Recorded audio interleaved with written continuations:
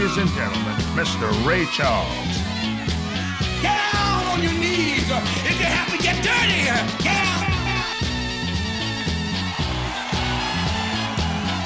S-P-C-T. Hit me, bam. The rhythm was there.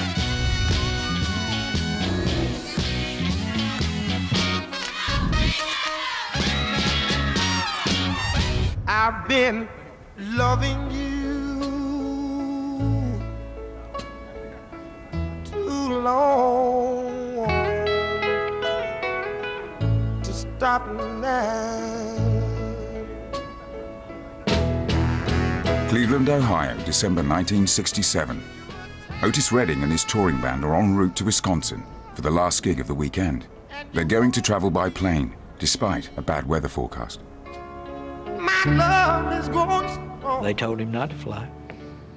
And Otis had not missed many gigs in his life. He always took pride in the fact that he never missed a gig unless it was absolutely necessary. His last comment before he got on that plane was, "I got to go make that dollar," which was the expression that he always used, "Got to make that dollar." By 1967, Otis Redding was on top of the world. Years of struggle on the grueling small-town circuit had finally paid off. He'd won a vast new army of fans across Europe, and he'd been embraced by the hippie love crowd at the Monterey Pop Festival. He was the king of soul. Otis established what really could be defined as the very essence of soul music. As our fair grows old, ooh, I'm loving you. Oh, That essence was distilled at a Memphis recording studio called Stax, a refuge for black and white musicians in the bitterly divided South. It was like an oasis in the desert. It put together black musicians, white musicians, black business people, white business people, for a common purpose. In a corner of America where blacks were still expected to know their place, common purpose was a dangerous idea, but it had begun to gain momentum. The Stax studio was a fragile experiment in integration, with implications far beyond music. Otis had taken Southern soul to a mass audience, both black and white, but he would never make it to Wisconsin. The trail he had blazed for 5 glorious years would end in tragedy on a foggy December night. He was at the top of the staircase, I'm at the bottom of it, and I looked up and I said, "All right, well, have a good trip." I said, "See you Monday, huh?" And he said, "Yeah, Red, see you Monday." And boom, that was the last time I saw him.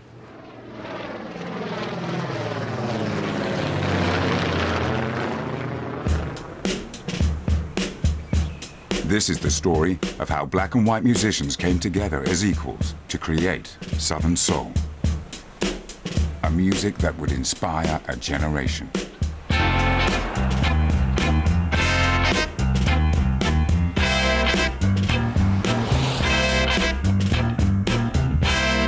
Memphis, Tennessee, the true crossroads of American music, where blues and country collided to give birth to the rock and roll of Elvis Presley.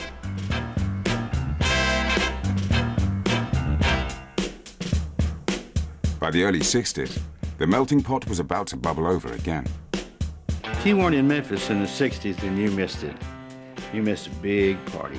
It went on for at least 10 years. There was music everywhere. All the clubs had live music. Memphis was blessed and always has been blessed, as a lot of river towns are, with a lot of music people. Now Memphis was going to produce some of the grittiest, most passionate music the world had ever heard. Because this is where Otis Redding would find his soul. Otis was a power force, coming from a little town of White Oak, Georgia, and who was singing in the little clubs in Macon, Georgia, which was big time for him. His power came from his family, from his roots, from living on that farm, from working on that farm, being born on that farm. He had to get away from all of that, and he broke away spiritually in song. Otis would have to make a break for the city if he was to make it as a singer. I love a chicken, baby. Shouting mama lover. In 1962, Otis Redding drove guitarist Johnny Jenkins to Memphis. They were heading for Stax, a fledgling recording studio where Jenkins had been offered the chance to record and maybe get himself a deal. Stax was founded by brother and sister Jim Stewart and Estelle Axton. They set up shop in an old movie theater and combined the first two letters of their surnames to christen the company Stax. It was a magical place because everybody was friendly and happy and nobody was professional. There wasn't a good Jew in the bunch. Nobody knew nothing. We had Jim Stewart was an accountant at the bank and played fiddle on the weekends. Stax had an open door policy that anybody could just wander in off the street. If they could play or write or whatever, they were welcome. The internet. Al Jackson and Steve Cropper were young musicians helping out at the studio the day Otis showed up. I saw this big guy get out on the driver's side and get the car keys and come around back and unlock the trunk. I just passed it off as he was what you would call a roadie in these days. So we went into the studio and listened to what Johnny had. And Al Jackson came down and he said, there's a guy that's with Johnny that just keep bugging me about listening to him sing. Got him down to the piano and he started, "These arms of mine, they are lonely." And man, my hair stood up like that. I looked at Al Jackson, I went, "Get Jim." These arms are mine. They are lonely. Jim went, "We gotta get this on tape. We gotta get this on tape." I mean, he was like nervous about it, you know. All of the attention went towards Otis. Unfortunately for Johnny Jenkins, he should have left Otis at home, I guess. These Arms of Mine was Otis Redding's first release for the company. And although only a minor hit, his pleading tone struck a chord with Jim Stewart and the musicians at the studio.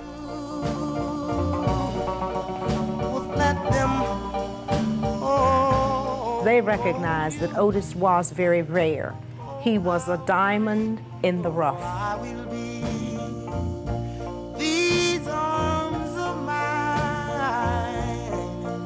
they are The song basically is an expression of honesty, that depth of feeling that was so common among African Americans in the South.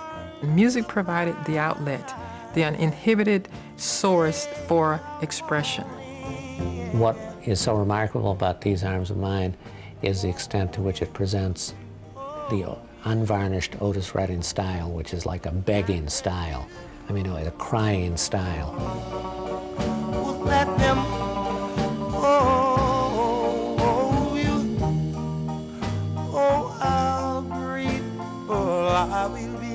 The record itself took months before it broke. It took 9 months to break. Then he got on a roll in the studio, and everything Otis would touch was magical. Cheap rent that brought Jim Stewart and Estelle Axton to the heart of a black neighborhood. But they discovered a goldmine of pure musical talent on their doorstep. I don't think there was such a great knowledge of what soul music was on Jim's part or anyone else's part.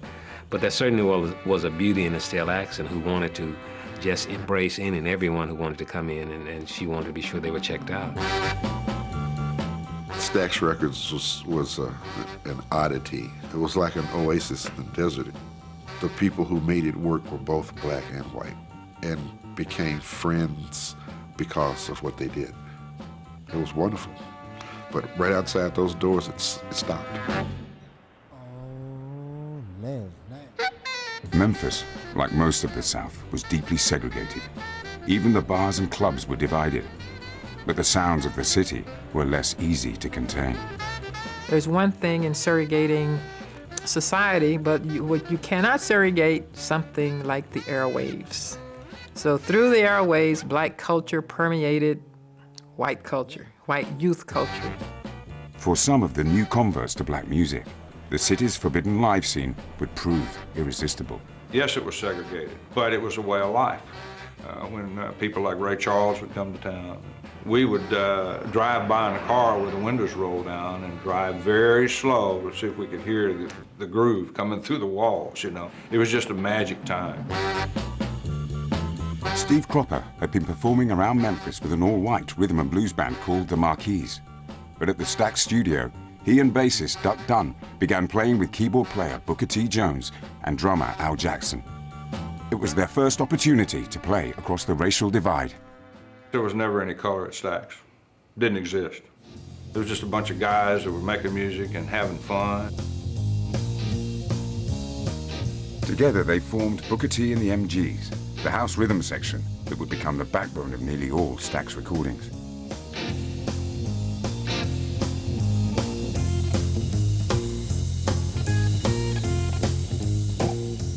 I saw 2 white guys and 2 black guys that had a rhythm feel and were generating through their music a kind of emotion that I hadn't experienced before.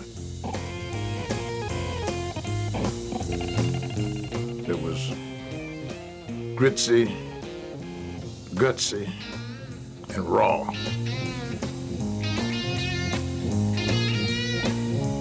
The MGs were part of a team of musicians assembled by Stax that Otis would come to rely on.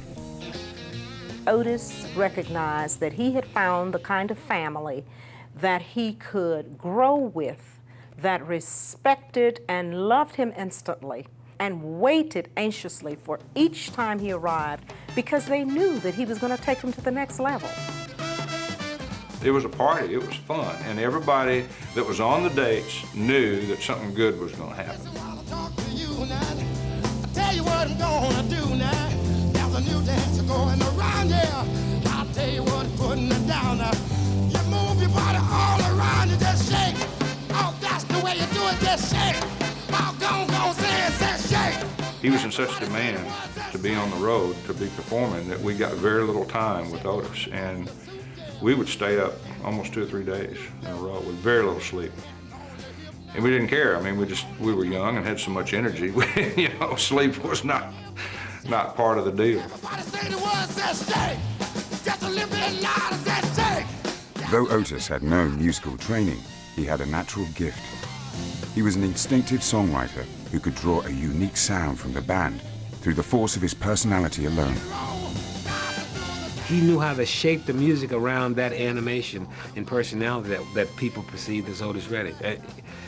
Unbelievable gifted in that area. From horn lines to bass lines to guitar lines, the whole 9 yards.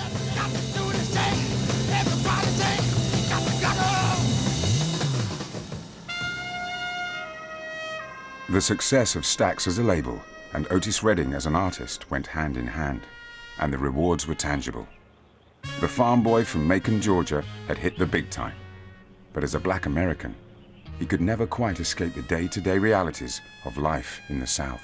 I was born by a river, oh man, in this little old tent. Like Sam Cooke before him, Otis voiced the belief that one day soon, a change was going to come.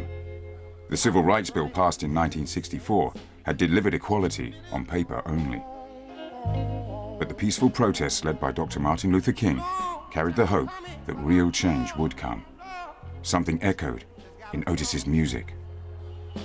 The climate of the country, and particularly in the South, had a lot to do with the level of intensity that continued to characterize his music, expressing the feelings, the tensions, the contradictions about life in a segregated society.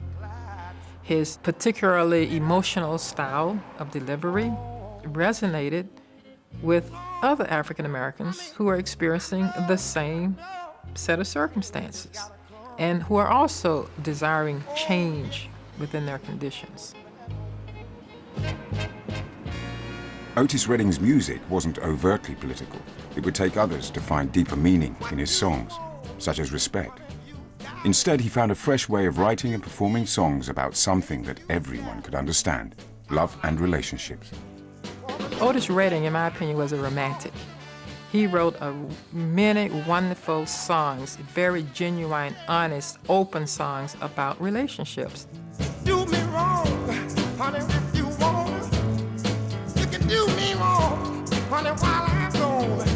But all I'm asking is for the respect when I come home. He was a stud.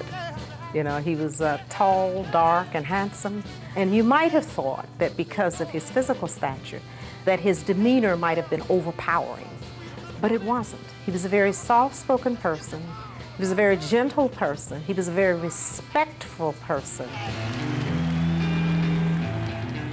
On the back of Otis's success, Stax became known as Soulsville, the home of Southern soul. In New York, Atlantic Records producer Jerry Wexler was looking for a new sound. He was so impressed by the music coming out of Memphis that he made a pilgrimage south. I had been recording for more than 10 years in New York in the traditional manner, using studio musicians and written arrangements. They ran out of licks. That happens, you know, there's just so much water in the well. Wexler had been frustrated in his attempts to kickstart the career of Wilson Pickett, an artist he'd signed to Atlantic Records. I would bring him songs, he didn't like them. He would bring me songs, I would reject them. I said, I have an idea, let me take him to Memphis. I called Memphis, Jim Stewart, sure, bring him down. So I brought him down and I put him in the hotel room with Steve Cropper and a bottle of Jack. But before they settled in at the Lorraine Motel, Steve Cropper did his homework. Listening to Pickett's early gospel tracks, he found inspiration in the singer's ad-libs. It was a gospel song, and he was going, "Oh, I'm gonna see my Jesus in the midnight hour. Whoa, I want my Jesus in the midnight hour." And he'd just scream up and you know. And it just seemed like that was like a signature of his. I would always put that in somewhere in the song, in the midnight hour, in the gospel song. I may meet Jesus. It may be soon in the morning, or it may be in the midnight hour. You see, so that midnight hour thing was kicking around all the time. With all due respect to the great man upstairs, he allowed us to take some of his gospel songs and turn them into pop music. So Wilson and I hit off on that really quick. Wait till the midnight hour. That's when my love comes tumbling down. I'm gonna wait till the midnight hour. In the Midnight Hour was the song that emerged from the hotel room. It would go on to be a big hit, but not before Jerry Wexler injected a bit of New York into the Southern mix. They were hitting a certain groove, and I went out into the studio and I started to dance according to the rhythm of a new song called The Jerk. He said, hey baby, can you just put it here, baby? Kink, put it here, baby. Hey, put it right, kink. I didn't know, what the hell is this man talking about? Dun, dun, dun, dun, dun, dun. There's an infinitesimal hesitation, fractional hesitation that kicks the song so hard. And that became part of their armamentarium from then on. They recorded that way.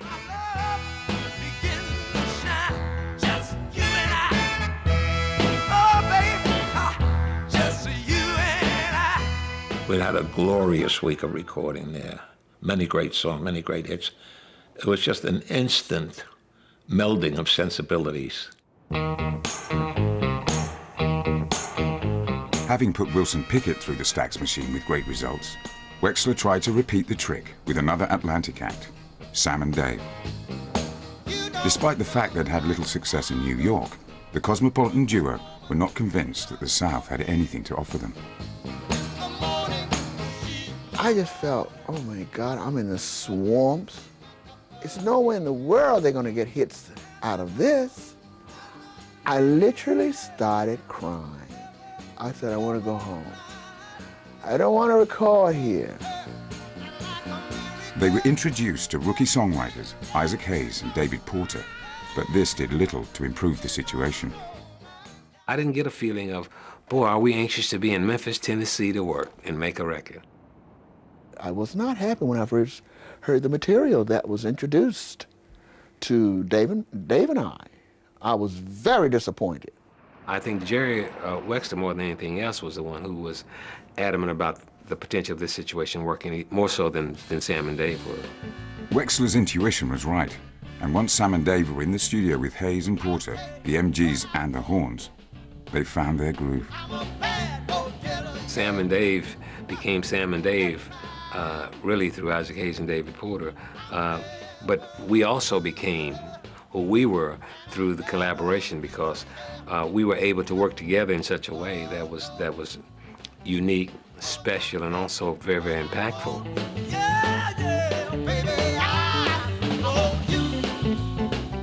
Sam and Dave had talent in abundance, but it would take David Porter to harness their energy in the studio. They would not record a song unless I was standing right in front of them, and I would direct them. If you didn't give me the emotion, I would put my hand up and say, stop. If you brought it to me, I would, and if I wanted you to go higher, I would reach that. If I wanted you to take it down, I would do that. Hayes and Porter spent hours in the studio, laboring over riffs and lyrics in search of a hit.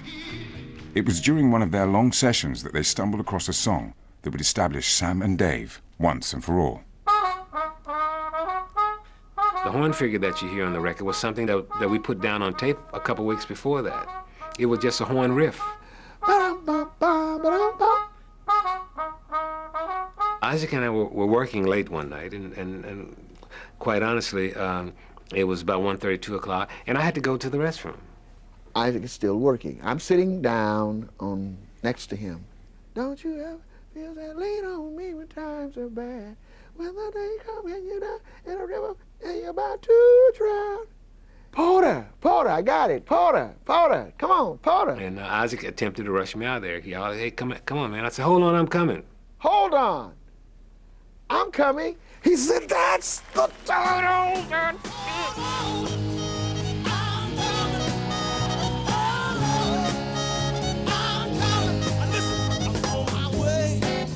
Nicknamed Double Dynamite, the duo were explosive on stage. The Sam and Dave live show was an adrenaline-charged spectacular that left audiences in a frenzy, begging for more.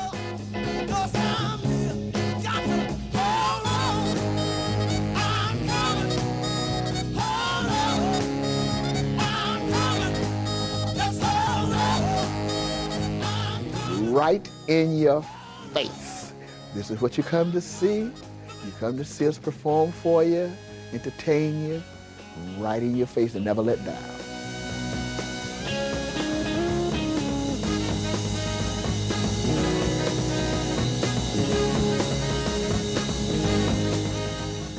Thanks.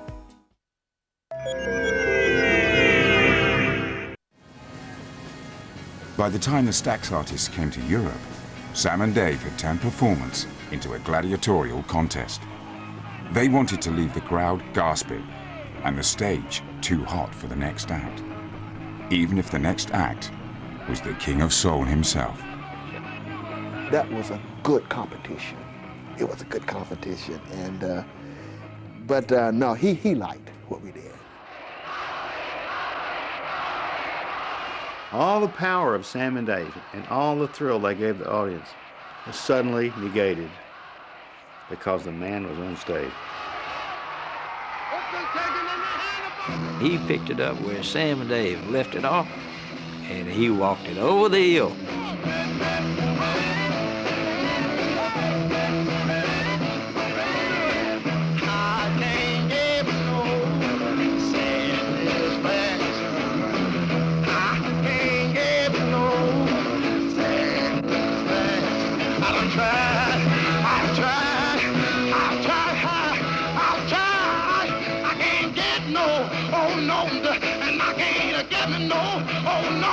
Now when I'm around, I bring my sound. I bring that man comes on the radio.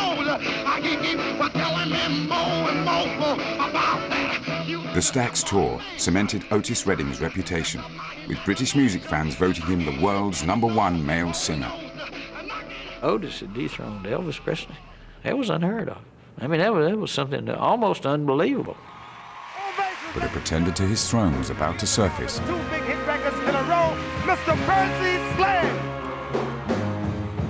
When I fell in love with woman, can't keep his mind on nothing else.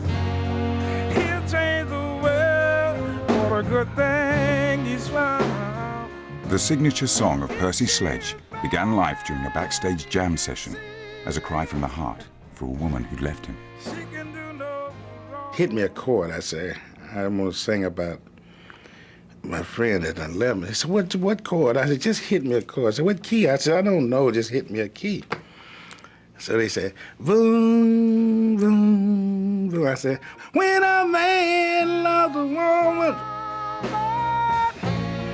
down deep in his soul, she can bring him such misery. Just unbelievable. Unbelievable. We cut that song in one day. Because I didn't have to learn anything about it. The melody was something that had been in my heart, in my mind for years. It was since I was a little boy. Percy Sledge had recorded his smash hit in Muscle Shoals, a rural, God-fearing backwater where blacks and whites lived uneasily side by side. A place where a handful of white boys with country music in their blood dreamed of making the soul music they heard on radio station WLAC. The ingredient that was alive and kicking in everybody's heart was the fact that they'd all grown up on WLAC. A lot of whites, like me, longed to make an R&B record. Producer Rick Hall shared this ambition and helped pioneer another vibrant, multiracial soul scene based around the grandly titled Florence, Alabama Music Enterprises, FAME for short. In an area where it was hard to get a decent job and harder still to get a drink, music provided an escape. It was a lack of distraction, I think, that was a beautiful thing, because from wherever one might come, I mean, you could concentrate and focus on your music real easily, you know. The success of When a Man Loves a Woman sent shockwaves throughout the music business and turned the spotlight on Muscle Shoals. That soul music was thriving in a place where they were still picking cotton caught the imagination of the ever-resourceful Jerry Wexler. I must say that I was absolutely blown away that this piece of work emanated from a place called Muscle Shoals in the northwest corner of Alabama. So I went down there, and I guess it was just natural for me, having found these guys, to bring Aretha there and say, give it a shot with her. Gospel-trained Aretha Franklin's career had been languishing, and Jerry Wexler was determined to rescue her from singing routine standards. Moon River, wider than a mile, I'm crossing you in style someday. It was so evident to me that she was a blazing genius, and she was so far ahead of the pack.